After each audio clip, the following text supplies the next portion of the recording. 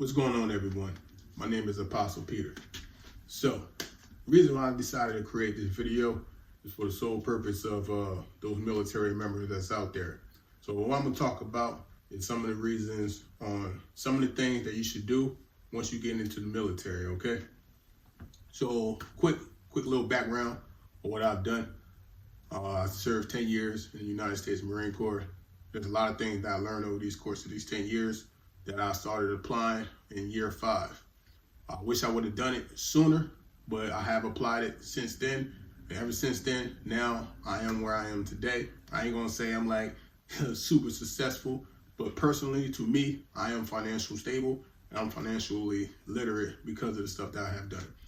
So first thing you should do when you join any military branch is to have a plan. Why should you have a plan? Well, let's think about it.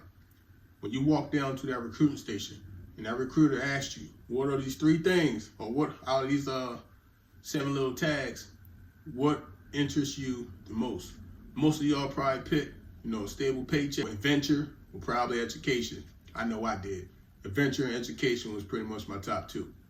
And, in a purpose, leadership and whatnot.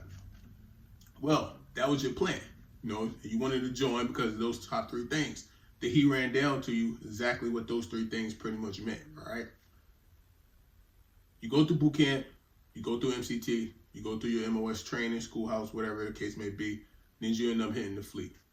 Then what? All right, a lot of stuff is gonna be hectic because you're now hitting the fleet and they pretty much telling you forget everything that you learned in the schoolhouse and this is where we're gonna start picking up stuff. Well, just because they telling you forget everything that you learned in the schoolhouse, it doesn't mean forget everything that forget everything, in general. Forget everything, period, which is your plan. Always maintain your plan. That's your end goal. All right, now that you have your plan in place, whether it's I want to do the 4 years and get out, do 8 years, 10 years, 20 years, whatever the case may be. Now you got to make sure you break that long-term plan down into smaller plans. That way you can ensure that you can reach your long-term goal, all right? Second thing I'm going to go ahead and talk about is after you join the military, the next thing I want you to do after you have your plan is sit down with a PFM, all right? PFM stands for Personal Financial Manager. You can see them at any education center located on your installation, whatever base that you're on. If you're on Camp Lejeune, they have the training and education. So go ahead and go down there. They have PFMs all the way down there. You go sit down with them. They're going to go over your whole budget plan, right? So once you sit down with this individual, you let them know what your plan is in the next 4 years. If you're only going to do 4 years, let them know what your plan is for the next 4 years. So however many years you plan on staying in the military, make sure you tell them about that. That way they can sit down. You let them know, hey, by my 10-year mark, I want to have $100,000, which is doable. You're going to be, seeing a lot of promotions, from year 1, from day 1, all the way until your 10-year mark, all the way through 20 years, if you plan on doing that. And what they're going to end up doing is they're going to allow you to know how you can put your money in what areas to help you maximize your profits to get you to where you need to be at when it comes to that financial stability, all right?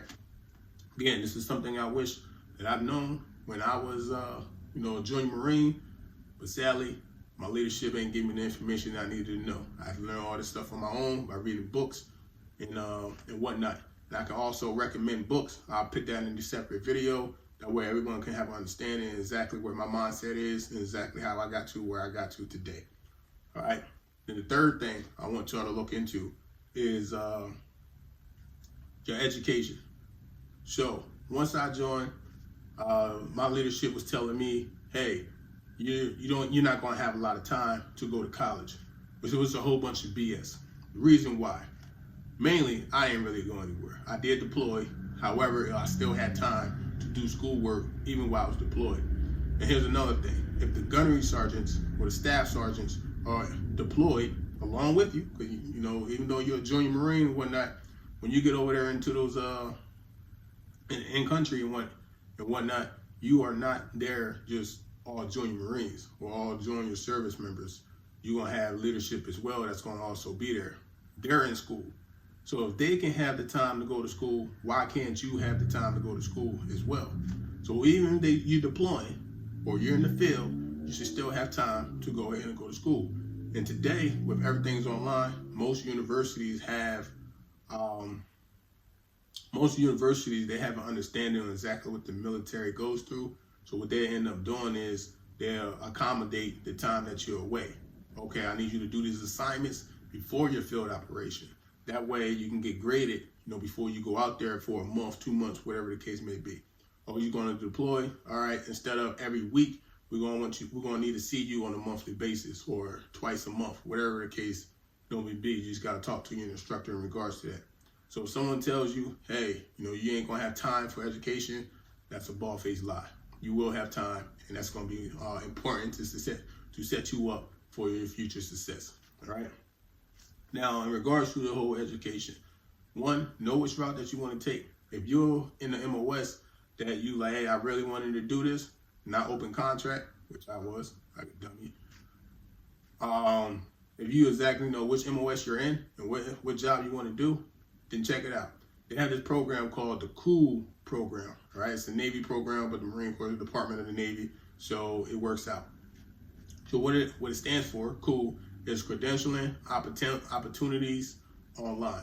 So what happens is, because you're MOS, you can get hours, towards whatever credentials that you need in the job that you have. So if you're an embarker and you have like hazmat or whatever stuff that you have, what can happen is you can get hours towards that. That way, once you get out or within that year, however long they need you to stay there, what happened is that you end up again credits for it, and you get credentials. So you have a credential for hazmat, for IT. Let's say you're in IT, data, or cybersecurity. It's the same thing, man. You can go into these, the COOL program, and they can make it work for whatever you need to work for. But pretty much it. That's all I have to talk about. I have a lot that I can give out, but that's why I'm gonna save that for a few other videos. I'm not gonna talk y'all heads off. I hope y'all like and subscribe, and I'll see y'all on the next video. I'm out here.